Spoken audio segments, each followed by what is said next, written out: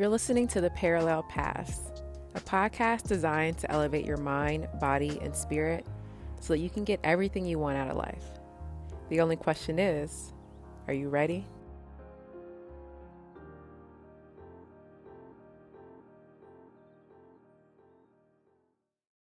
What's up, Parallel Path fam?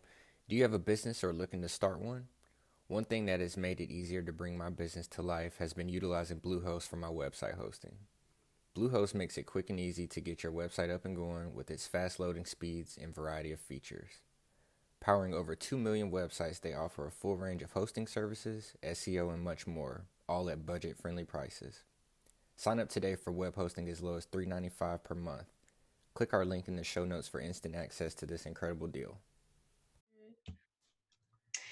All right, welcome back to season 3 of the Parallel Paths podcast. I'm your co-host, Nikita Moore.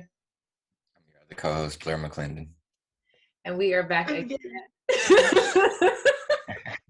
And we're here with our guest, our very special guest, Miss Erinisha Hamilton, who is also my best friend. So welcome to the podcast. Go ahead, since you're ready, since you're hype and ready, go ahead and introduce yourself, Erinisha, and all the many titles and hats that you wear. Oh my God, I'm Erinisha Hamilton. I am a full-time entrepreneur. And with that title comes a lot, but I consider myself a social entrepreneur because a lot of things that I do is about connecting the dots and creating a very productive social environment. I am a former yoga instructor, which brings a lot of balance into my life, and I continue that within my personal practice. But as far as now, my number one goal and thing I'm working on is my brand Slick. First 3 letters representing slim, last 3 letters representing thick. We are a fashion brand representing men and women of all shapes and sizes, as well as building our network community of brand ambassadors. Yes, and I am one of these brand ambassadors, the city lead ambassador of Los Angeles. I was a lead back when I was in Gainesville. So when I did take that trip and move to Los Angeles, I'm going to be establishing the brand out here. And I will say, my life has been changed in so many ways just by being a part of Slick and by being able to be in such an intimate relationship, business and personal, which we're going to talk about today, how to find that balance with Miss Erinisha, because it has definitely helped me to establish my brand and then get the support that I needed to make things happen. So I am so appreciative of the brand Slick and of my girl, Miss Erinisha Hamilton. All right. So speaking on entrepreneurship, and you know, like I talk a lot about spirituality. What role has spirituality played in entrepreneurship for you? Oh, so I'm actually reading this book called Run It, written by Marcellus, who's located in Jacksonville, Florida, a PR person that has really guided me along the way in a mentorship capacity. And in chapter 1, he talked about entrepreneurship in its relation to being a prophet and being a visionary. And with that being said, I think my spiritual side of me, that part of me that meditate, that really allows me to listen to myself. That's where I consider me being able to stimulate the prophet, the person that's able to see the vision as clear as I want to be able to see it. And I think real entrepreneurs have that ability to be able to see things that other people are not able to see, and then create a path to be able to manifest that vision that they're able to see. So a lot of my spiritual work, whether it's yoga, meditation, tarot cards, using my crystals, play a major role in me having the belief in myself as an entrepreneur that I'm able to even accomplish it, because it's really hard. Like, it's really hard. I know working a 9-to-5 job and working for somebody else is hard as well.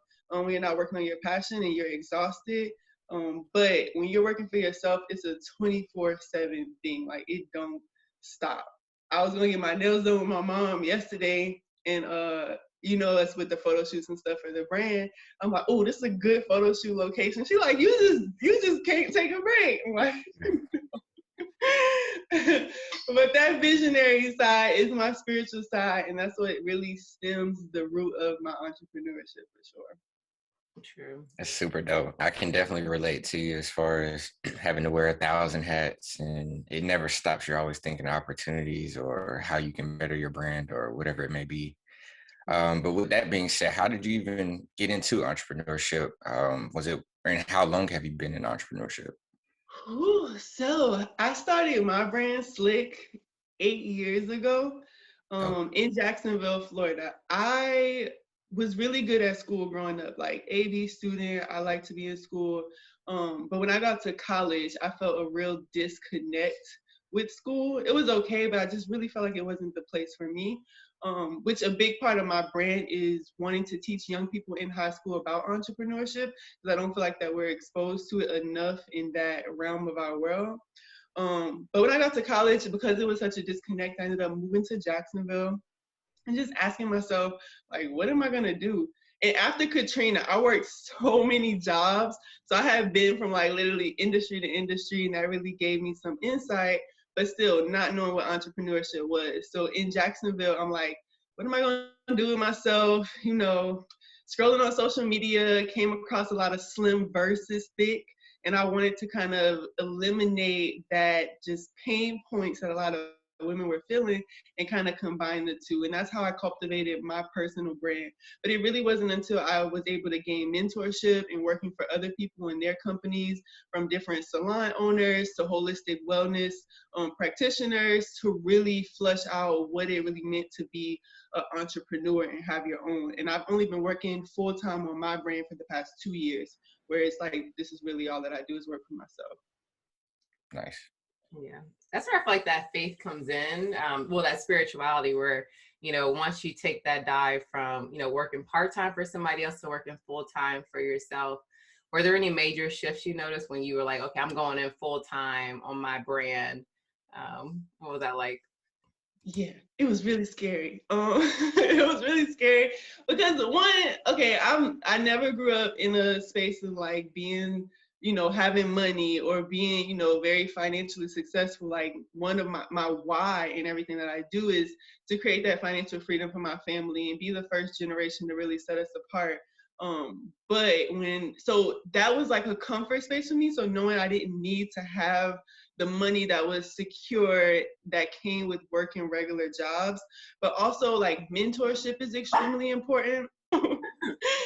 But having that mentor and transitioning from working under her and having her guidance, her support, to being like, I'm about to go do this on my own, that was really scary. And if there's one thing I want to put out there for people that are working towards an entrepreneurship, mentorship is really important, because you don't have to reinvent the wheel.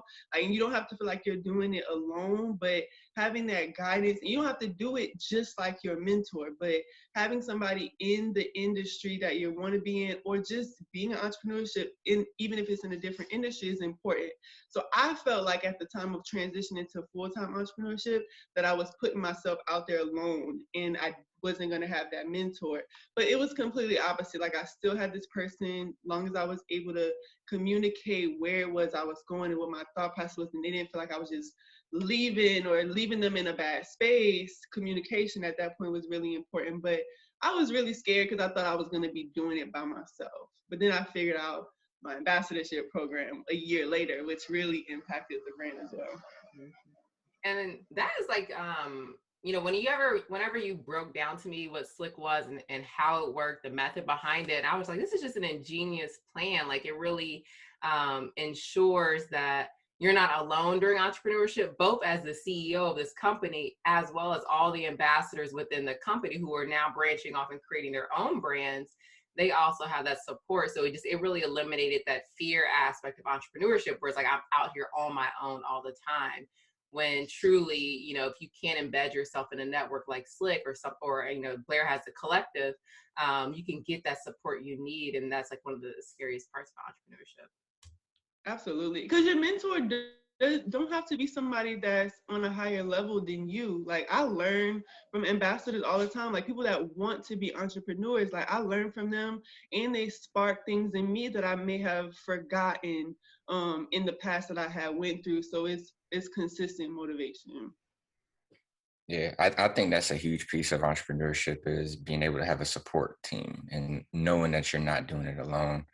Because like you said, it can be overwhelming. It's a lot of different hats and a lot of different things you have to be accountable for.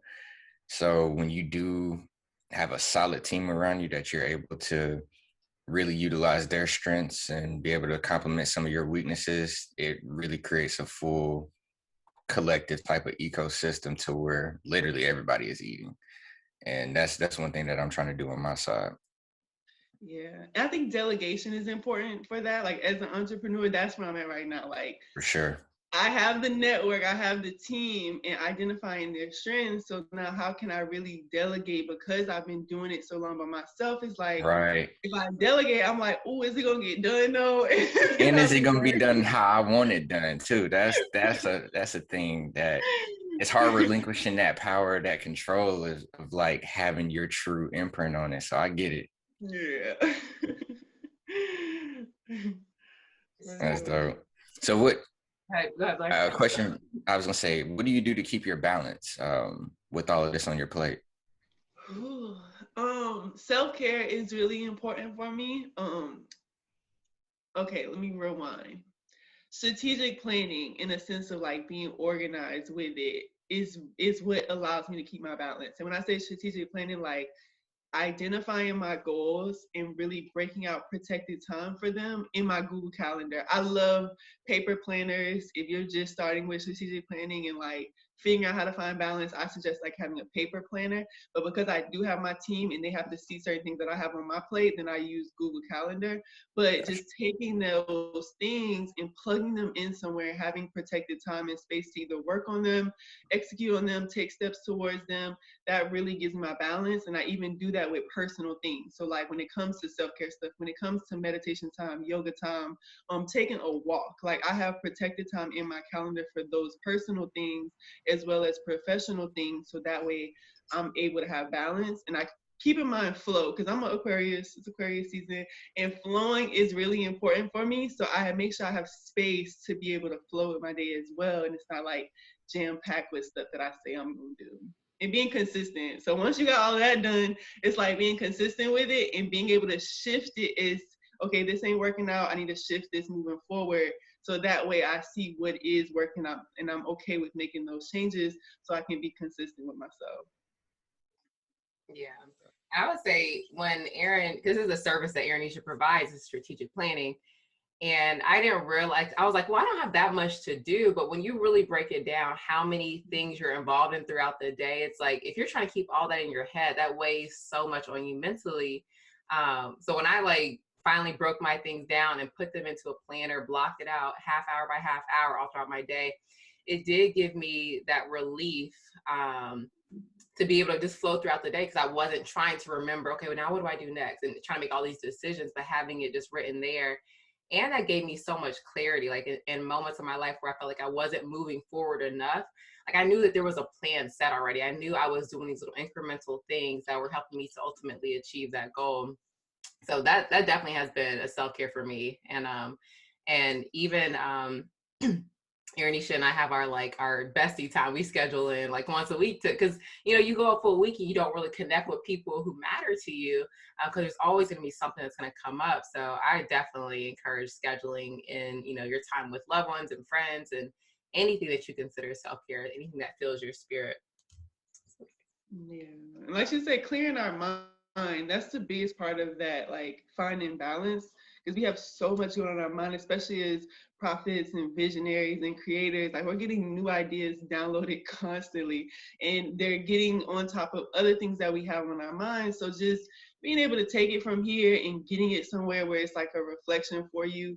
But like Nikita said, like our bestie time is really valuable to me. And I even have an hour in my calendar where it's family Zoom meeting. Like, and I'm expecting all of my family to be on Zoom because I can't, get everybody in separately. It's like, okay, this is what we can do to really maximize. So taking it out of our brain and just getting it on some paper. Yeah, 'cause I feel like as entrepreneurs, like they feel like they have these certain sacrifices to things like that. But if you just find, like, instead of saying, oh, there's no way I can fit in every family member, conversation with every family member, so I'm not going to do it. But instead of, okay, how can I lump everybody together to where, we are able to figure it out to get what we both need. Yeah. Right. I think that kind of coincides with a lot of different things in life. When people say they don't have time for something, you have the time. It's just a matter of you organizing your day and prioritizing certain things. So, I mean, even you alluded to it as far as like blocking off your calendar or having bubble time for certain activities or certain things that you're doing definitely helps you kind of get in more of an organized space and be able to delegate more of your time toward more of the things that are truly important to us. Right. And I coach people on work-life balance, and I have had plenty of people that tell me they don't have the time or whatever. And then we sit down and really look at it. And the only thing that's Plenty of really on time. their calendar is they 9 to 5. Like their job, them Exactly. working for somebody else is pulling that much energy from them where they don't have the time to do things that they want to do or that's really meaningful to them. And I'm like, okay, let's reevaluate our priorities For here. sure. I mean, I remember even working my 9 to 5, like it wouldn't be necessarily of a lack of time when I got off or whatever. It'd just be, I'd be tired. Like, I mean, you go through the typical 9 to 5, and even if you're sitting at a desk all day, it's just mentally taxing, especially if you're not aligned in your purpose or if you're around people who sapping your energy throughout the day. It made me sick. Like I had to start working for myself, and this is the best health and happiest I've been ever. So even though it comes with its challenges, it's way more pros for me in what I'm doing, but that's a big piece of it. For sure. I'm on my way. This is my first year working for somebody. But in finding that balance, Erin, I know you have recently added 2 more hats to all the hats that you wear. Okay, can you tell us about those 2 new hats and how your shift has been for that? Yay! So these are things that I'm really super excited about just talking about.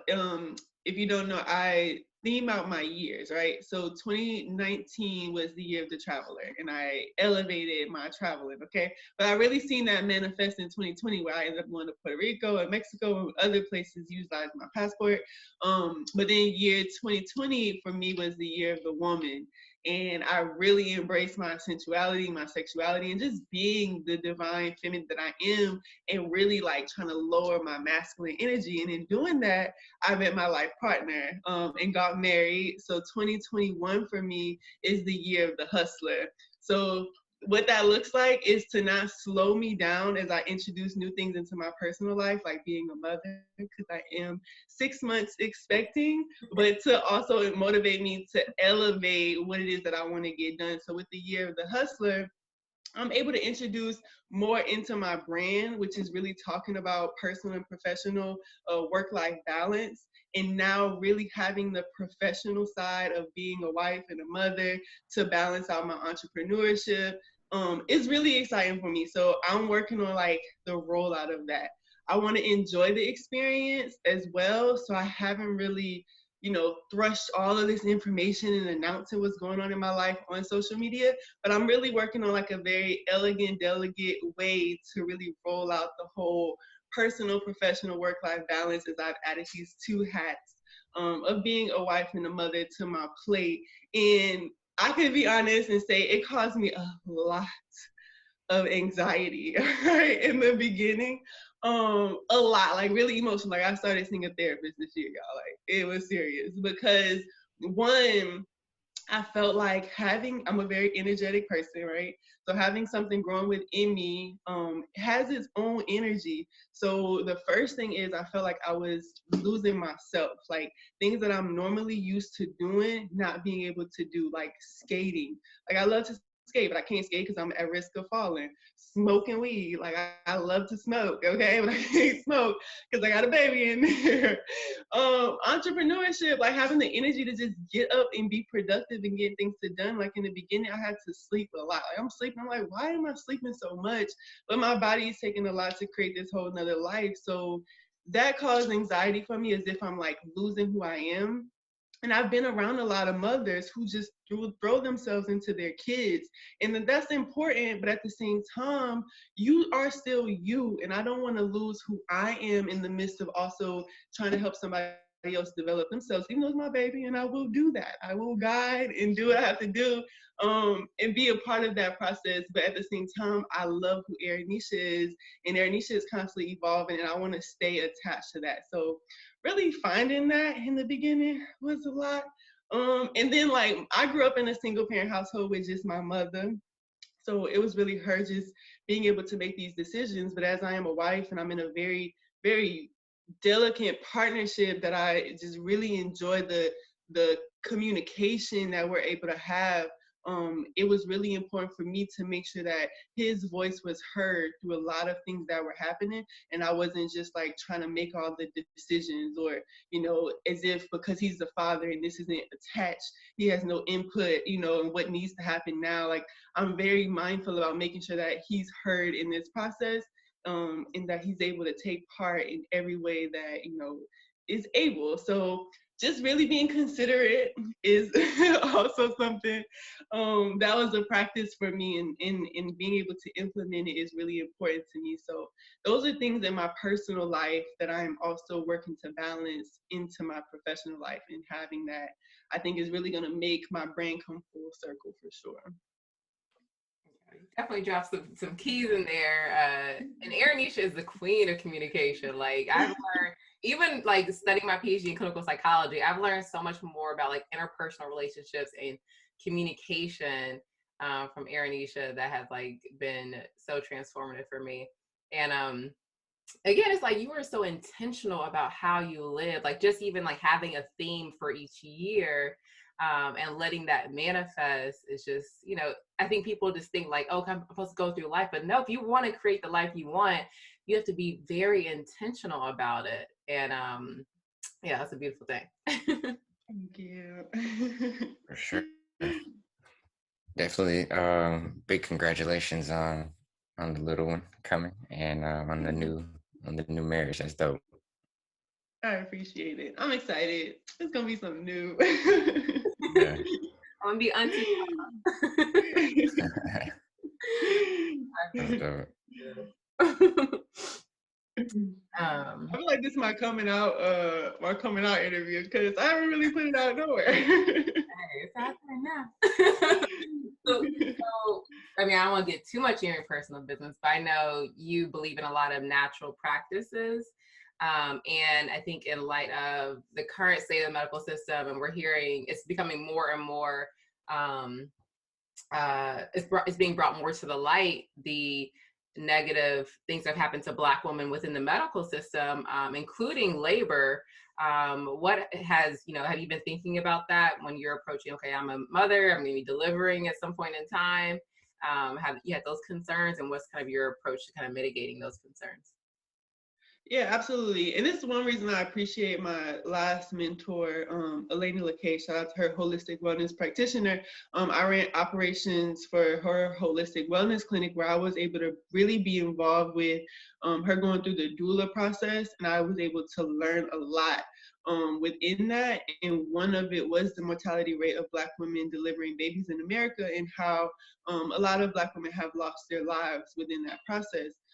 Due to just inconsistencies with the hospital and just their protocols and their processes. So for me, I am taking initiative to try to not be at a hospital at all. Like, only reason I would go there is if there was like an emergency situation, and my midwife recommend that we go ahead and take that process and be sent over to the hospital.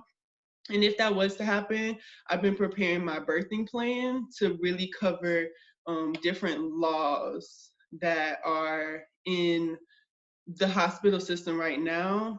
And my birthing plan will say, like, if this isn't a thing that has to happen, then I don't want it to happen. So just doing my research on the back end has been productive. And I haven't been to a hospital yet. So I've been just going through my midwife, and I communicated to my midwife that I'm aware of the death rate of Black women delivering babies, and I don't want none of that to happen. So she's also expressed that she's familiar with it, which made me comfortable, and just communicating with me as we go along, what this process can look like. But yeah, as a natural person, I'm trying to avoid the hospital. I'm trying to avoid drugs and all of that, which I know will be hard because I have not found a lot of women these days that have pushed out without an epidural or some other form of medication to help the process. Erinisha. And look, one of If my if you doulas. watching it, you saw it. If you're listening, I'm sorry you didn't see what I just did, but hey, One of my that's the doulas, medicine. she was like, she did that for her first two, but then what she found was it elevated all of her feelings, like so she Oh, it felt does. more. So I Well, said that in the beginning.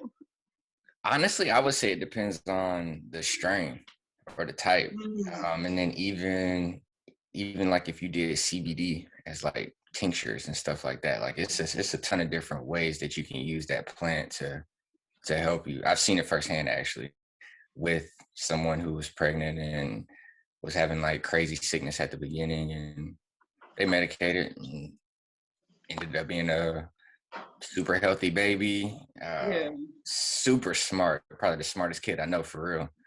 But I don't know. I think keep definitely heading in the direction you're heading with this natural holistic way. I'm trying to find a woman who on that same tight wave and sees the world like that. Cause I mean, even with my cousin most recently, she went in the hospital for one thing, came out, she had COVID. She's having like all these feminine menstrual type issues. And I'm like, bro, just from going in the hospital and even from my own experience with being their personal science project, I'm cool on all that. So again, I take my hat off to you and commend what you're doing. Thank you. I'm gonna look into the whole CB thing. There's the whole thing through my research I found was like a cannabis doula, and like that's their focus, like to figure out. This is one of my when I tell you I'm finding the balance with the personal.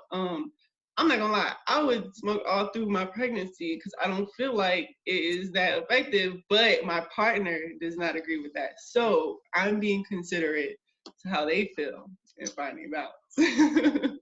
That I've seen that too. Yeah, it takes two people on the same page when it comes to all of that stuff. So yeah, that's key. And I feel like that's a key lesson for our ladies in that, yes, you are carrying the child, but we do have to be considerate of the other person who helped to make, For sure. just to keep everybody's stress levels down. For sure. You could just say, you want to make everything how you want to do it. But that's beautiful that you are considering him. Yeah, I try. This is my next question. So, how do you manage being a woman in business? And it seems like entrepreneurship traditionally has been male dominated. How do you find that balance between your masculine and your feminine and working with men in business? Oh yeah. So I think before 2020 was the year of the woman, right? So before 2020, I was really intentional about identifying the balance between the two because I think we are all masculine and feminine energy, and having the 50-50 of both and knowing how to like use them is really effective within life. So before that, I would really know through experiences and learning when to elevate my masculine and when to use my feminine. And what I really learned is that, okay, let me take it here. A lot of my mentors in the past have told me that you have to use your even female mentors, you have to use that mask. You have to be that gorilla in business. You gotta come tough, come hard. But that never really vibe with me. Like I'm like, very feminine person. I know how to use my masculine, but anytime I have used it, it usually destroys a relationship that could have, been kept solid or just hasn't gone really good for me. So in 2020, when I really had the year of the woman and I was able to execute that in business, women plant seeds and like we know how to grow the garden, okay? So I was able to use that technique in business and really get a lot done within my entrepreneurship-ness. All right. So when it comes to finding balance between the two, I really identify when I need stuff. Like I feel like the masculine side of me is the side of me that has to get aggressive with somebody because you are constantly not getting the things done that I need to get done. And I'm really clearly communicate to you. So even then, even in those aggressive moments, I'm like asking, what is the problem? Where is the error? What's not being heard? And I feel like that Q&A side of me is more feminine, and I have to soften to really get answers from people that are not fearful based answers because they're scared of how I'm going to react. So just, I think since I've found a very masculine partner, I've been able to allow myself to be more feminine. But before then, really using my masculine when I have to get to the bottom of certain things. But also as a woman, as a beautiful woman, being in an industry that is, you know, sometimes I'm in a studio, sometimes I'm around entertainers because I'm trying to push my brand out there, get them in my brand or whatever the case may be. I can't allow myself to be too feminine because then that's when lines are crossed or people think you're going to do this and do that just to get what you want. But no, so I have to put myself more in a masculine space of being very direct in what it is that I'm here for and what it is that I want and how I want it done. In that directness, that sharpness, and that just not so, you know, just all over with my sensuality allows me to get it done where my integrity is intact and where I don't have to get out the box with somebody because they kind of thought it was going to go there. So that was a lot that I had to experience before the last year and just really trying to push my business. But even now, like if I talk to people and I feel like they're interested, right, or they are, you know, thinking they can go there, I just use my masculine side of things to just, I think, be more direct with my intentions. And has being in a relationship influenced that at all, or do you feel like you would have been able to establish that boundary not being in a relationship? I think being in a relationship changed the way that I do it. Versus me waiting it out, like even though I would get some signals and signs from somebody and be able to just, you know, wait it out before they cross a certain line or before I felt like it was gonna go too far to really address it. Being in a relationship, I have to make it a lot more clear sooner. Because I want my partner, which is very confident, to trust if I'm in an environment I know how to carry and handle myself, and it ain't gonna get to a space where he feel like he has to step in or show out or something. So I think to protect us both, I make sure that I'm very transparent in the beginning a little bit sooner about, you know, that ain't gonna happen if I feel like it's headed in that direction or path.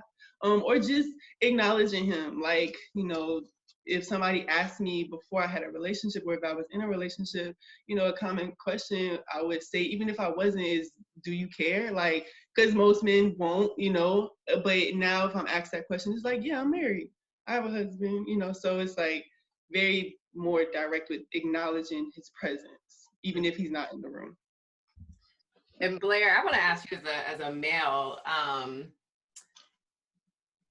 if you were dating a woman who's entrepreneur, you know, having to put herself in a space where there's other men there, attractive, you know, how would you balance yourself with her being able to be independent in those environments? I think it just really boils down to how secure you are with yourself, and then the trust factor that's built between both parties. So again, just being considerate of the other person, and I think just having the confidence that you know you're that primary piece for them. You're not worried about Joe Schmo down the street coming and impeding or whatever. So I don't know. I think it's just that, just being secure in the relationship. Mm-hmm. And that communication. I know Erinisha's big on communication. Yeah. Definitely got to have open communication for sure. Yeah, and hey, like you said, being secure, that I think falls in the lines of being confident. Like confidence is a major thing when it comes to dating an entrepreneur or being an entrepreneur yourself. Confidence is extremely important, and I think when you have a partner that is in that industry or that world, your confidence speaks volumes because it speaks to your security and not and trust in them. You know, you're confident enough to trust them, and I think every time they walk out the door, it's something crazy going down because it's a reflection of self. So that's important. For sure. And a couple more questions. If you had to give yourself a piece of advice, let's say you started Slick 8 years ago, starting Slick, if you had to share a piece of advice to yourself now that you've been through it, you have this wisdom, what piece of advice would you have given yourself that many years ago? Establish your team. I think as an entrepreneur, one thing that really started to set the brand apart, or that really elevated the brand, I'd say, is 2019 when I started the brand ambassadorship program. I really realized the importance of having a team and what that's able to do for your business, your brand, and you even personally with having space to do other things. So establishing your team and learning to delegate, which is where I'm at now, is delegation. Is the advice I would give to myself, because I waited a really long time to do that. And I even had to go through working somebody else's business and learning how to build a team for them and delegate for them before I was even able to do that for myself. Love that. All right, Blair, did you have any other questions for our guest, Erinisha? Now that you actually took my question, that's what I wanted to end on. But yeah, that's perfect. Before we head out, what is your ultimate vision for Slick? And then kind of let us know what's coming up for Slick and how people can connect with you. Yeah, for sure. My vision is I see Slick as a multi-million-dollar empire. Okay, so I see me being able to take annually, retreats with my core team members at, at an island, or to, Africa, or somewhere where we can really spend a week and really think and build foundational things together within our brand, outside of our brand as individuals. I see our fashion line being on people like Cardi B, Megan Thee Stallion, all of these new popping artists that's up and about, and just really being a household name and representing empowerment and building confidence from every shape and size, and really allowing people to elevate to their higher self. As our tag says, I made God, she's slick. And as I evolve personally, I'm understanding that both men and women are gods. So I do have my I am king line for men, and really being able to flesh that out and allow men to really feel a part of the brand. It's crazy because I have Google Analytics popping off, and I have more men tapping into my website and tapping into the Slick brand than I do women. But our brand is all about the empowerment of women. So it's crazy. I see a lot happening for Slick in the near future and the far future. Financially, I think setting financial goals are extremely important.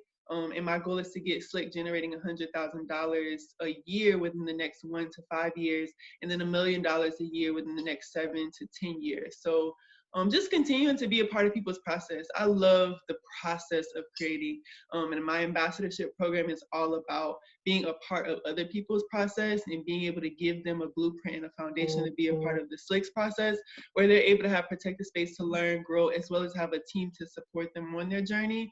So just me as an individual, I want to continue to be a part of people's processes and find ways where I can invest in people and things that I believe in, as well as I build on being the entrepreneur that I am. But I'm excited for the future. A lot of great things, happening. I want to continue to connect with people like y'all and just push the brand everywhere that I'm able to.